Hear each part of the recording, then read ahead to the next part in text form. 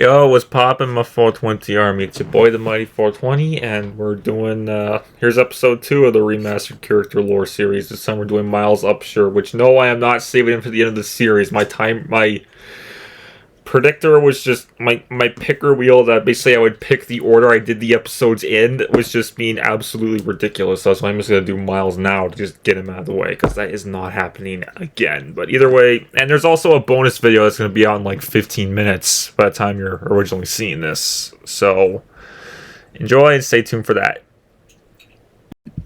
Miles Upshur was a journalist who worked for a company before being fired for posting unacceptable material about events in Afghanistan. Miles then employed himself as an investigative journalist since then and lived in an apartment in Washington, D.C. One day, Miles received an email about illegal activity going on in Mount Massive Asylum in Colorado. Miles then called a cab to the airport while packing the email and his camcorder and got on a flight to Leadville once he arrived at the Washington airport.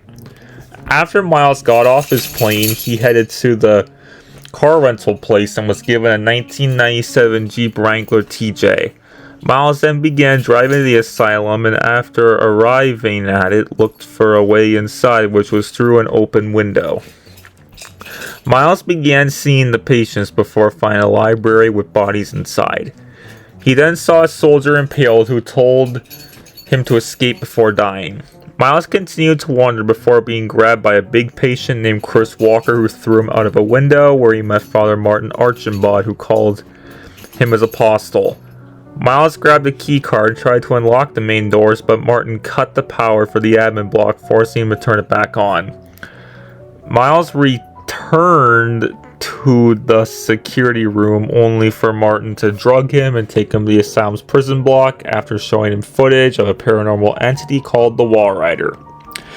Miles was let out of the cell he was in and met two naked patients who stalked him for a while before he entered the sewer through a hole in the prison showers. He turned two valves to go down lower in the sewer and eventually found the male ward where he was chased by patients till he was captured by Dr. Richard Traeger. Traeger strapped Miles into a wheelchair and took him upstairs to cut off his left ring and right index fingers and intent on selling them. Miles later escaped and began searching for a key with Traeger stalking him. After he found the key and got the elevator working, Traeger tried to capture Miles again but was crushed to death in the process. Miles escaped through a hatch in the elevator ceiling and caught up with Martin, who told him to come outside, and he wandered into a burning cafeteria. The pyromaniac patient in there told Miles to leave through the kitchen, but he turned on the sprinklers first before heading into the courtyard. Miles saw the Walrider a few times out there before entering the female ward, where Martin told him how to get up to the floor he was on. He headed into a laundry room for 3 fuses and got the key to the 3rd floor. Miles continued across the broken floors before dropping his camcorder on a failed jump and was forced to go retrieve it. Miles was chased back to the upper floors before heading back to the admin block and being told to collect a key in a theater. Miles headed into the theater and grabbed the key card before heading to the chapel to see Martin get crucified and was chased back to the elevator, which took him to the underground lab.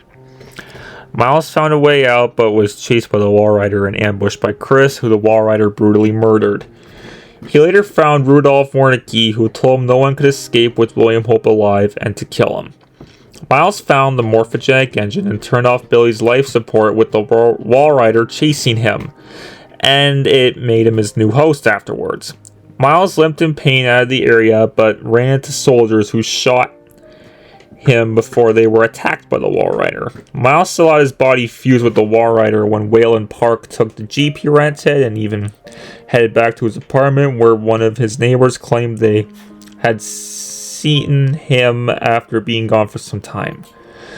The neighbor also claimed that their dogs were riled up despite being fond of Miles.